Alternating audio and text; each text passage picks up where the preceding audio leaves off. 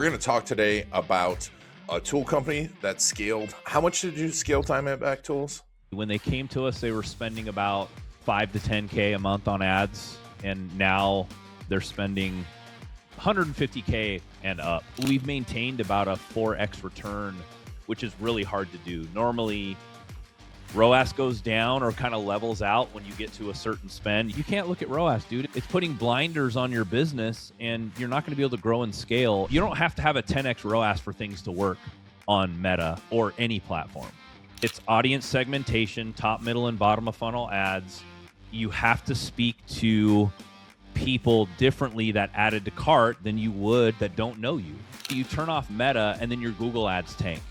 An in-house person only has kind of so much knowledge, right? Facebook is not recognizing interest keywords anymore. AI is not reading the ad copy like it used to. We're going to a creative first world pretty soon here.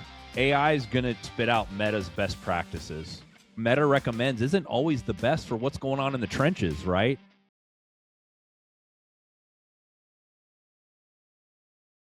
I've got one of the biggest experts, the best experts out there, my friend Jason Smith from Spotlight. Jason, thanks so much for being on the Garlic Marketing Show. Yeah, glad to be here, Ian. Thanks for having me. Appreciate it. We're going to talk today about a tool company that scaled. How much did you scale time at Back Tools?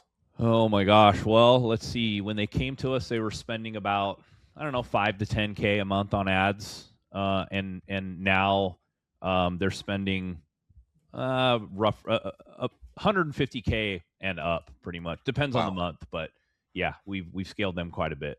And when we talk about this, we're going to talk about one of the most important metrics that most people are not paying attention to, MER. We'll get into that as well. And then you have tell us about the pet company that you work with as well. Yeah, so a pet company called Small Pet Select. They sell, funny enough, they sell rabbit food and hay for rabbits and guinea pigs and all that stuff. But they kill it. There's a huge market for that. They came to us spending about 2 or 3K a month, and we got them spending upwards of 100K a month on ads. So, wow, yeah. Wow, and and scaling that, they're not just dumping money in; they're making more money, aren't they? Yeah, well, Diamondback, for example, they heavily look at MER, which is great for us as an agency because we're not pigeonholed into the whole, hey, why am I not getting a 10x return or a 10x ROAS? But so their MER actually got better and better the more they scaled, which is pretty awesome. And they know their numbers super well. But we've maintained about a 4x return on their ads, going from spending 5 to 10K up to 150K, which is really hard to do. Normally, ROAS goes down or kind of levels out when you get to a certain spend. Usually about that 50K to 100K, ROAS sometimes kind of starts dipping. But I think since we weren't looking at ROAS so closely, we were looking at more of the MER numbers. It just stayed steady, which was pretty cool to see. So we'll talk about how you did that. So before we get into that, explain to people what MER is and why it's important and when they're running ads. Yeah, so MER is media efficiency ratio, and so in layman's terms, MER is what's landing in your bank account or your Shopify store, or what's your LTV, whatever it is that you're doing. It could be e-com, lead gen, digital services, whatever it is. So what's actually landing in your bank account or your Shopify store, and then how much exactly are you spending on marketing? So if you're spending 50K a month on Meta and then 100K a month on Google, you want to divide those two numbers, right? And then that gives you a percentage, and your media efficiency ratio is calculated off of that. And every brand's media efficiency ratio is a little bit different. I would say a good media efficiency ratio can be anywhere from 8 to 15%, depending on the brand and kind of what they're looking for, margins and all that stuff. There's a lot of things that equate to that. But if your media efficiency ratio is where you need it to be, you don't have to look at ROAS all the time, because if you're running, especially if you have ads running on multiple platforms, Google's going to take credit for theirs, Meta's going to take credit for theirs, Pinterest, TikTok, all those. But what we always try to educate our clients to do is look at the efficiency of all these channels kind of added together, and then divide that by your revenue, and that's where you can see if it's successful or not. So Yeah, it's amazing to me that people still think that it's one channel, right? Or that oh, anyone totally. sees Yeah, just it's one channel. crazy. Yeah, yeah, absolutely. And it's like, oh, why is my Meta ROAS a 1? And I'm like, okay, well, what's your Google ROAS? Oh, it's a 10. Well, what's your TikTok ROAS? It's a 5. Okay, well, so it's obviously working, right? Yeah, Because Meta feeds Google, Google feeds Meta, all the platforms feed each other. They work in unison with each other. Now, if you have one platform, we can nail that down fairly easily. But most brands are advertising on multiple platforms, and the only real good, accurate way to look at it is MER, right? yeah. Like ROAS, you can't look at ROAS, dude. It's putting blinders on your business, and you're not going to be able to grow and scale if that's your goal, right? Is to grow and scale, which most businesses are. MER is the number to look at, not ROAS. It's ROAS. I agree 100%. And I think it's actually becoming more important now with AI because I know if I Yep. see something I want, Yep. I don't go right to buy it. I No. go over to AI and go reviews, prices, blah blah blah, Yep. right? And Yep. and then I go to maybe to their website to buy it, Yep. and that's not tracking any of those ads, even though they worked on me. No, and you're definitely not going to get tracked if you're going to Claude, ChatGPT, wherever your AI, choice is, and you type in how are Diamondback tool belts, and then it spits out all this information, and then from there it probably will drop a link for Diamondback, and you click on it and go to the website and purchase. Where were you first introduced to Diamondback? Instagram, Facebook, right? Like, not necessarily on the AI channels, but you probably saw an ad, or maybe a Google ad, or a YouTube video, right? So that's what a lot of clients don't understand is you can't measure one channel as a whole. You have to look at everything. And it's complicated. It's not easy, right? And it's also not easy to sit there and go, hey, is my business growing, or are we losing money? But if you look at MER, that's how you can tell if you're growing. That's how you can tell if you're losing. That's how you can tell if marketing is working, right? Yeah, So yeah, it's it's. it's it's crazy. I was listening to someone who spends a ton of money and sees a ton of businesses too, Alex Hermosi, and he talked about Yep. he stopped his organic stuff, and right away their ads stopped working as well. Yeah. and Yep. and it's but I did this with clients too. No, very few people are going to buy off of YouTube, Correct. but Yep. they'll watch a lot of stuff. They'll watch a ton of information. Yes, exactly. And then they'll get hit with a Facebook ad 3 hours later and buy off of Facebook. You know what I mean? Yeah. And the other thing too I want to bring up too is normally what we see, especially if you have ads across different channels, like for example, let's say you have Google, Meta, and Pinterest running ads, right?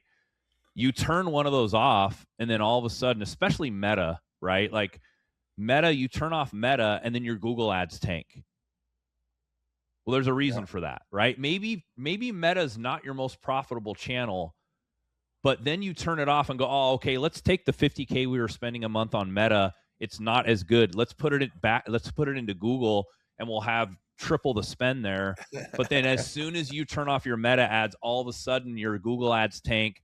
You don't get as many customers coming in and buying. Well, that's a clue, right? Yeah. You don't have to have a 10x ROAS for things to work on Meta or any platform, right? Yeah. So Yeah, it's pretty crazy. Yeah.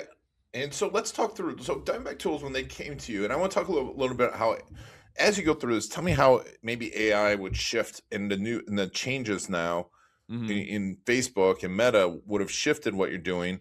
But Diamondback Tools, what was going on in their business when they came to you? So they were running ads in-house, and they quickly realized that an in-house person only has kind of so much knowledge, right? And I always equate an in-house person to like putting on blinders and him being in the same same wheel over and over and over again in the same kind of rut, because they don't have access to like training like we do. They're not getting the information of what's coming down and what needs to be changed. And I was telling you before we jumped on, and we'll get into this probably later, but I mean, just even last week, we were on 2 separate calls with Meta for like hours on end talking about the new AI coming down, what it's doing, how the signals are changing the way that it's reaching people. And there's a lot of things being eliminated at the ad set level where the ad learns, right? And so Mm-hmm.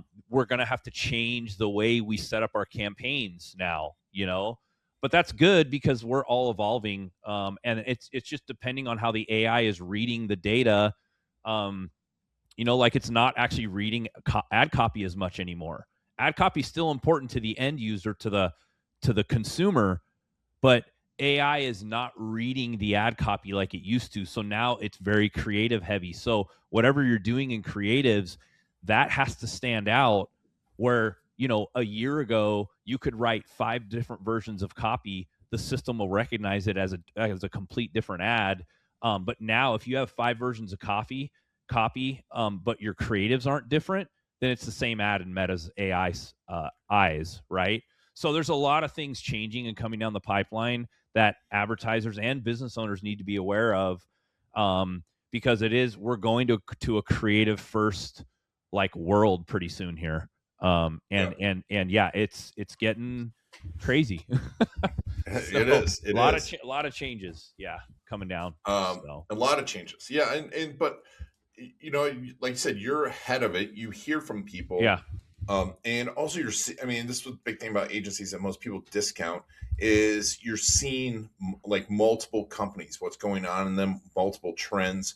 You're yep, not stuck in a silo. So it's almost impossible for an in-house person yeah. unless they're going from company to company to know all or this. or unless they're in a mastermind group where there's 50 other brands. Like, we get to see other brands and how their ads are doing, right, compared to, now granted, every brand's different. You can't compare apples to apples, but what you can do is go, you know what, that carousel with 10 images did way better than the video did, talking about the product, right, on Hmm. that other brand. Let's try it with Diamondback and see if that works. Or, you know what, this worked really well with Diamondback. Let's try it on some of the other clients that we have, right? Yep. And it may not work, but you have the ability to think outside the box and sit down in front of the screen and go, okay, because a good media buyer, a good agency is not just taking what Meta tells you, the changes that are coming down the pipeline, but also thinking outside the box and thinking, okay, how are we going to utilize this with Diamondback and Small Pet Select and, and 3 Chord Whiskey and, the van life community? Because we have a client that kills it in the van life space where they teach people how to build their DIY vans, right? It's pretty cool. And dude, they like 18x their ads. But Wow. and then we have supplement brands that we work with who and that's a totally different niche, but there are some tactics that still work inside all this, ever changing stuff that Meta's coming out with. So yeah, it's complicated, and I hear all the time like, oh, agencies suck and all this stuff. Okay, well, do it yourself, like, you Yeah. figure out all the changes and you keep up with all the updates, and it's tough, it's hard, It so is, you just never know. I mean, that's when we just did SEO. It's like you could, it's scary because you wake up in the morning and you're like, all my clients' websites going to be not ranking anymore? right. And then now you got to do with AI SEO. And actually, I had a guy on my podcast a couple days ago, and he was saying that even like the voice, like when you go to Google Maps and you say something, like that's even a different part of SEO as Yeah. well, And so you also have to think about that. So there's so many different facets now, and that's the same thing with ads, right? Like now at the ad set level, where the ad learns, where you put in like region and age, men and women, a lookalike audience, whatever it is, like Facebook is not recognizing interest keywords anymore. So let's say, you're a pet brand and you want to target people who love dogs. Well, guess what? dogs are still going to be there as an interest targeting, but Facebook's not really going to recognize it as much anymore. But what they are going to do is go to your creative and go, oh, okay, this is a pet brand. They want to target people who have issues with their dog pooping and peeing on their carpet. That has to be clearly defined now in your ad or in your creative. If not, it's going to get shown to the wrong person, So this is something I've been talking about with AEO is it's all the AI is optimizing for problems. Correct. Right? Correct. It's not, and I mean, that's in the end, marketing is about solving people's problems. It's, and the whole idea of an avatar, it's kind of going away as much as, because it could be an 80-year-old woman with the pet. It could, or it could be a 50-year-old executive who makes billions of dollars. Yep. That doesn't matter. It's, do Correct. you want them? They have the same problem, right? Which is their damn pet is pooping on their carpet, and instead of getting the training to for the pet, they actually just buy a solution to get the crap out of their carpet, Yeah. So yeah. So Diamondback Tools, talking about problems, they had an in-house buyer. Yep. And what was when did they realize, hey, we need to go with an agency? Well, they were kind of plateaued. They realized that their in-house person that they were paying, I don't know, what, $50,000-$60,000 a year to run their ads. Number one, wasn't keeping up with all the updates. The way the ad account was structured and built, kind of repeating the same ad copy for like top of funnel that should have been maybe for middle and bottom, and then vice versa, right? They're reusing their top of funnel copy, and then they're just like clumping in all this retargeting, and it just wasn't a good structure. And so they reached out to us, and we kind of pointed out all the glaring issues and came up with a solution of what we thought could really work. And we've continued the same solution that we came up with when we first started working with them a few years ago is the same solution we're deploying today. It's just the tactics are a little different because things change with AI and Meta, throws this in there or whatever. But it's audience segmentation, top, middle, and bottom of funnel ads. You have to speak to people differently that added to cart than you would that don't know you, right? Mm-hmm. And even agencies do this. It's crazy, like they're reusing the same ad copy at top of funnel that they would be targeting someone who interacted with their Facebook page, Yeah. And I'm like, dude, what's going on here? But with the Advantage Plus placement that Meta came out with, they were kind of telling advertisers and agencies to do that. We kind of never went with that, though. We kind of put our hand up and said, hey, we're not going to do that. Like, we're going to still segment out, these different audiences. And then it's funny because when Advantage Plus first came out, we kind of held to our standards. And now guess what happened? They took out all that stuff. And now it's like they call it Advantage Plus, but they still want you to target and do different things. So it's pretty funny how that all kind of worked out.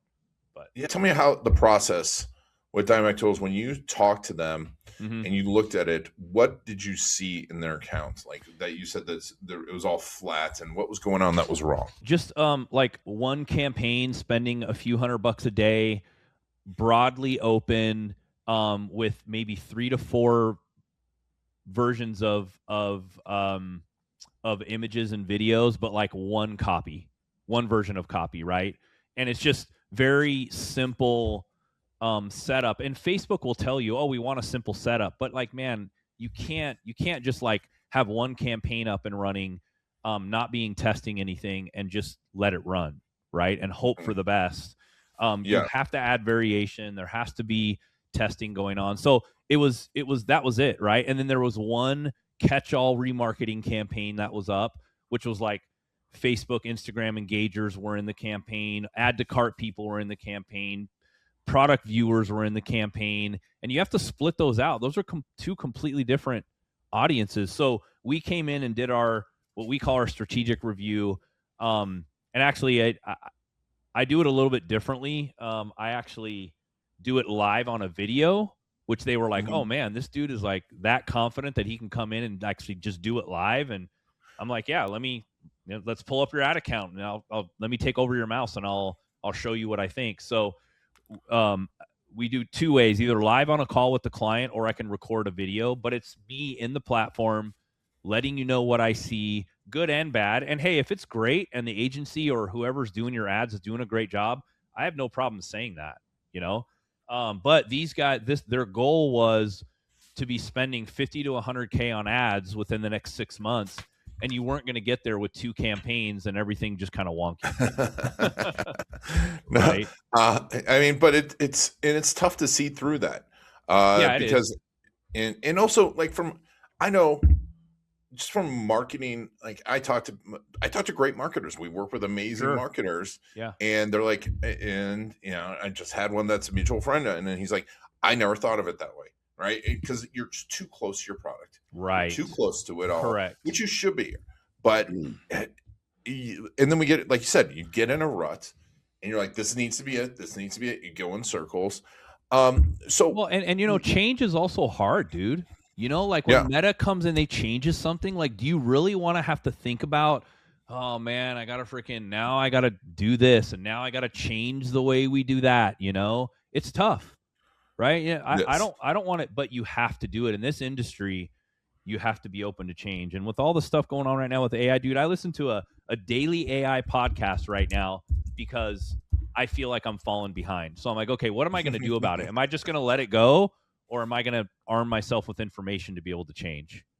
Yeah. So Oh yeah, you have to. I mean, and folks like I've been through so many AI people I follow too, because, and I think right, this is an important thing when you talk about. I want to go back to your strategic review, yeah, and I think a lot of people would go, "I'm going to have AI take a look at my ads," oh, and absolutely, yeah. and what do you see as the problem with that? Well, number one, AI is gonna basically just spit out Meta's best practices, right? It's gonna come back with a generic, "Hey, well, you should simplify your account structure, and you shouldn't have so many ads in here," But um, Meta's, and it's funny because I had a call with our partner manager who is, you know, is assigned to our agency, and she helps out with stuff. But she said the other day, she said, what Meta recommends isn't always the best for what's going on in the trenches, right? So Mhm. you guys need to figure out what that best practice is. And so the problem with that is AI is going to just spit out Meta's best practice, because what it's going to do is go to Meta's policies, and then you can see it as it's calculating, and then it's going to say, oh well, Meta recommends this, so you should recommend this to your customer. Well, is that really the best way to do it? Probably not. Some of it is good, and some of it, yes, is useful, but that simplification of campaign structure does not work with a brand that's spending 500K a month on ads, right? Yeah. That may work with a guy spending 5K, but like when you're spending upwards of 100K a month on ads, it's going to get complicated. It's there's a lot of moving parts involved. You can't just have one campaign with 2 ad sets and 3 ads. Like, what if they have 5 different products or 100 different products? What are you going to do? Are you just going to have one campaign and hope for the best? No, you're going to break out the products, and you're going to try different things and do different things. So I guess to answer your question, it was a long-winded explanation, but it's an issue because it's just going to pull best practices. There's no Yep. human knowledge in the trenches there to say, you know what, we tested that actually didn't work. The way Meta told us to set it up, that didn't work. But what did work was, you know 10 ad sets and 40 ads inside the ad set, right? That worked because we could have more control over the system and how we test things. So yeah, so that's an issue, obviously, right? Yeah, I mean, and well, and also I know because I've gotten on calls with Meta people, with Google people. They send them over to me, and they have no concept of true marketing. They know how to Correct. run the ad platform, but they don't understand how people think Yep. and how we're talking to the Yep. humanity of it. And Yep. like you said, it's AI is just a agglomeration. It's not thinking past and going, you know what, that's the wrong idea unless it goes reads that someplace. Yeah, and that's why you can't, like, we have a copywriter on staff. He's been with me for like 8 years, and he's very good at what he does. And I was like, dude, are you worried about AI? Like, because now I could go to ChatGPT and, hey, I need top, middle, and bottom of funnel ads. Look at my Google Drive for my business. There's hundreds of variations in there that you can look at. I need it for Diamondback tool belts, whatever brand, and it still doesn't come back with super solid copy, right? There still has to be a human element there because, again, it's emotion, right? It's what are the pain points? Let's tell a story here with ad copy that AI just can't do, Yep. without that human element. So it's pretty It's interesting. it's and also, yeah, and understanding the trend in copy and how people Correct. talk now. And what works on Facebook? You can use emojis on Facebook like you can't do on Google or maybe somewhere else or in an email copy, right? Yep. Like you can do things in Facebook copy that you're technically not supposed to do. It's pretty crazy how that works. So It is.